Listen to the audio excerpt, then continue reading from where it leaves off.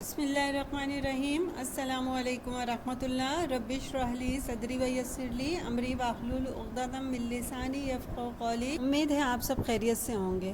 آج ہم ہجرت حبشہ کے بارے میں جانیں گے۔ Page number 66 کھولیے۔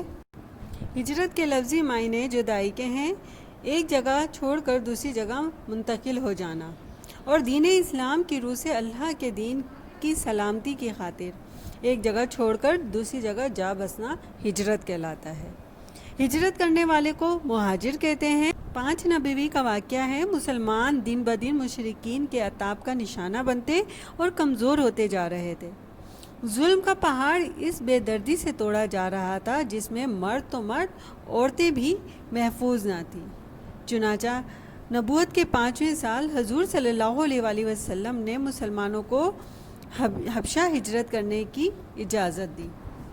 حبشہ براعظم ایشیا کا ایک ملک ہے جو کہ ایک عیسائی ملک تھا۔ آج کل حبشہ کا نام ایتھوپیا ہے۔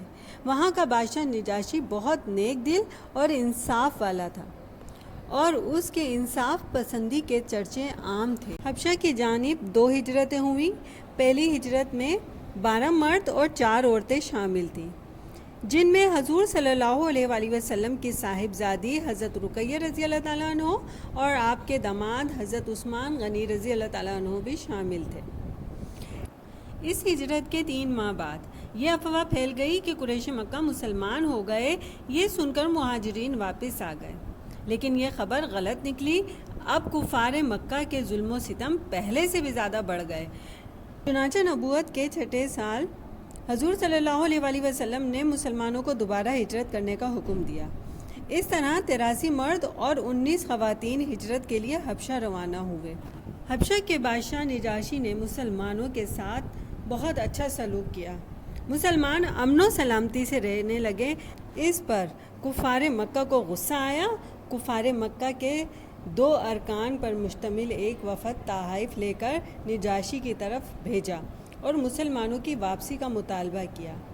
انہوں نے نجاشی سے کہا کہ ہمارے کچھ لوگ آپ کے ملک میں آ گئے ہیں۔ انہوں نے اپنے باپ دادا کا دین چھوڑ کر نیا دین بنا لیا ہے۔ نجاشی نے مسلمانوں کو اپنے دربار میں بلایا اور ان کے دین کے متعلق پوچھا۔ مسلمانوں کی طرف سے حضور صلی اللہ علیہ وآلہ وسلم کے چچا زاد بھائی حضرت جعفر طیار رضی اللہ تعالیٰ عنہ نے جواب دیا، ہم لوگ جاہل تھے، بتوں کو پوجتے تھے، مردار کھاتے تھے، بدکاریاں کرتے تھے، اپنے سے کمزور پر ظلم کرتے تھے۔ ان حالات میں اللہ تعالیٰ نے ایک پیغمبر بھیجا جس کی صداقت، پاک بازی اور دیانت داری سے ہم سب واقف ہیں۔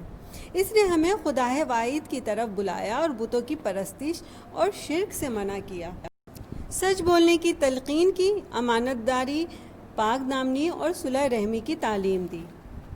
ہم نے بت پرستی چھوڑ دی ہے اور اس پر ایمان لائے ہیں۔ ہم نے تمام برے اعمال چھوڑ دیے، اسی وجہ سے ہماری قوم ہم سے ناراض ہو گئی ہے اور اس نے ہم پر ظلم و ستم ڈھائے ہیں۔ ہمیں ہمارے دین پر پھیرنے کے لیے سزائیں دے رہے ہیں۔ ہم نے ان کے ظلم و ستم سے تنگ آ کر آپ کے ملک کا رخ کیا تاکہ ہم امن سے رہ سکیں۔ امید ہے کہ آپ کے ملک میں ہم پر ظلم نہیں کیا جائے گا۔ اس کے بعد حضرت جعفر رضی اللہ تعالیٰ عنہ نے سورہ مریم کی چند آیات پڑھ کر سنائی۔